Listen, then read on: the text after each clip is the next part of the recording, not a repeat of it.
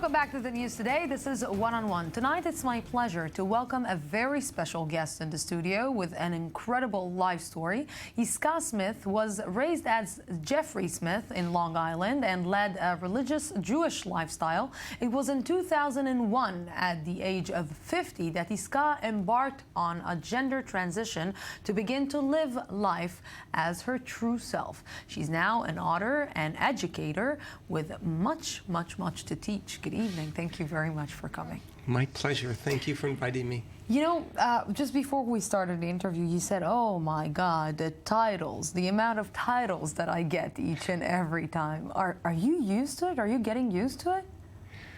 I hope I never really get used to it, in a way, because then there's always something exciting and something new.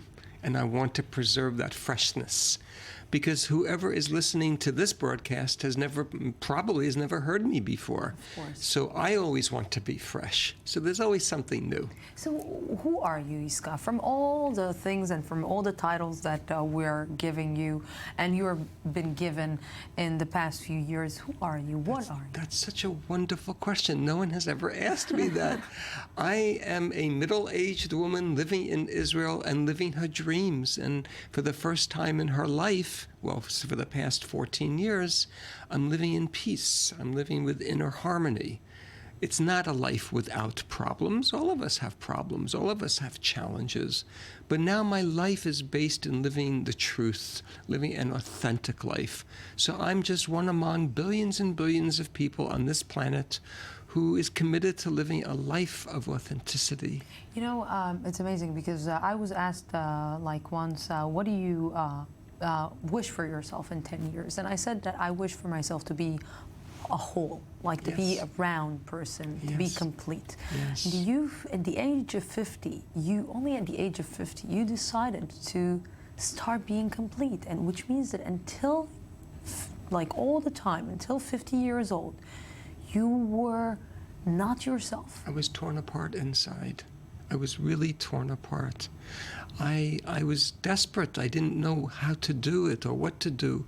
I thought this was just my life, but something deep inside said no. And it's hard to remember, but there was a time before internet. And when I grew up, I was born in 1951, so even though I had the feelings of a transgender, I didn't even know the word till I was 40. Wow. So I didn't have the language in any language to really express to my parents, to a therapist, who I am and what I was feeling inside. But I knew I was not feeling right. I knew there was something, there was a disalignment between how I felt I really am and my body. I felt I was actually held captive in someone else's body, like my body was a prison. Yes. And it belonged to somebody else. And you come and you come to the conclusion and you understand exactly, you start understanding who you are, and you decide to do the transition. Yes. And you share this. You share this for the first time with who? You share it with your wife, or you share it with your partner, or your children, or your parents? Okay, some of the above. At that time, I was already divorced for several years. I shared it with my children, and then I shared it with my parents. And their reaction was? It was very difficult for everybody. It was very, very difficult. This is not something that you come home one day from wherever you are during the day and say, oh, guess what? I'm going to embark on a gender transition journey. I hope you can all hop on and join me. Of course. It required a lot of sensitivity, a lot of patience, a lot of compassion. Look, I waited 50 years. Especially for an Orthodox community. Well, I was not raised Orthodox. I became Orthodox in my early 20s after my first visit to Israel.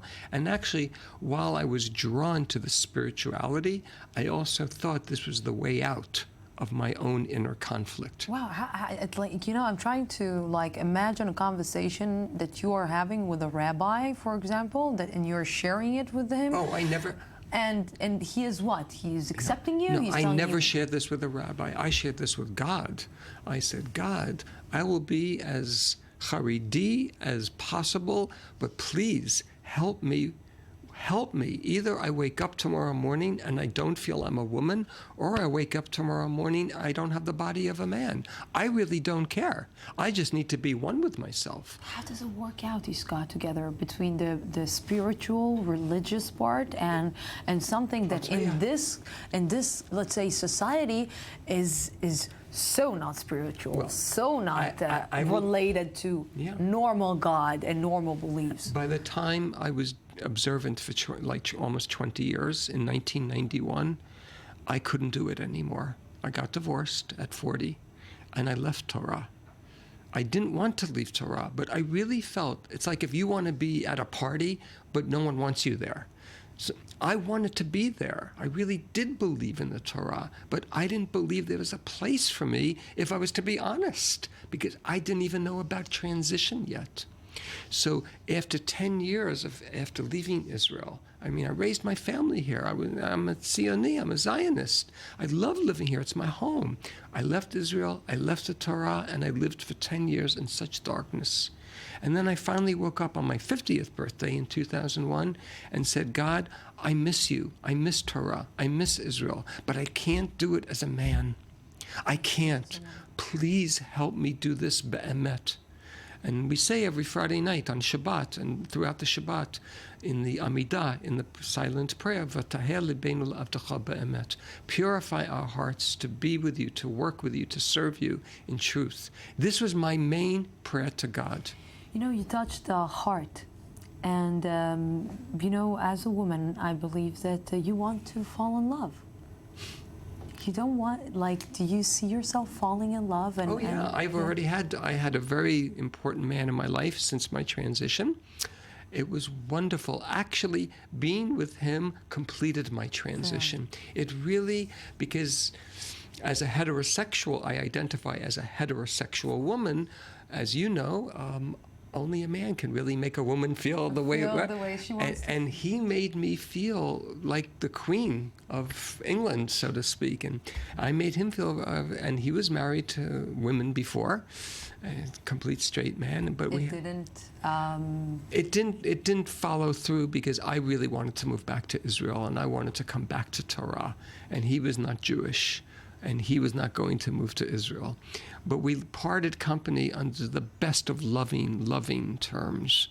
And he's a very important person in my life. So if there's a man out there, he could read my book and know all about me. And you started talking about the book, and I just wanted to ask you about your book. Yes. It's coming. It's amazing to write a book when you are like this, complete. Yeah. Satisfied, believing in yourself. Yeah. Tell me a little bit about it. Well, I didn't want to write the book. I kind of stayed away from it, and a very dear friend of mine, this wonderful woman, I have to thank her, and I did at the end of the book under my acknowledgments. She kept pushing me and pushing me. She said, Yiscah, you have to write your memoir. You have to. I said, Diane, this is the most self-centered, egocentric thing to do. I should write a book about me and then expect people to read it? She said, you've got to get over yourself. This is not about you. This is about your message and giving chizuk, giving strength and inspiration to other people, not only transgender, all people, to be more honest, to really go through a whole day and say, I lived my life, not someone else's life. And that's why the book has had such a wide appeal. I speak to all kinds of audiences. Jewish, non-Jewish, all different ages. It's incredible. It's taken on a life of its own.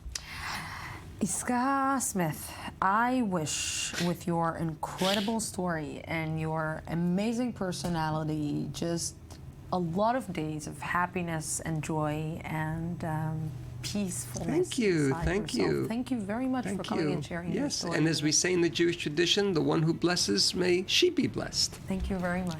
Thank you. Thank you. And thank you, our viewers. I wish I could bring you each and every day such an incredible story and giving so much inspiration. Thank you for being with us tonight. Tomorrow we will be here at the same time, same place from the Jaffa Port, Israel. Have peace. Have a great night.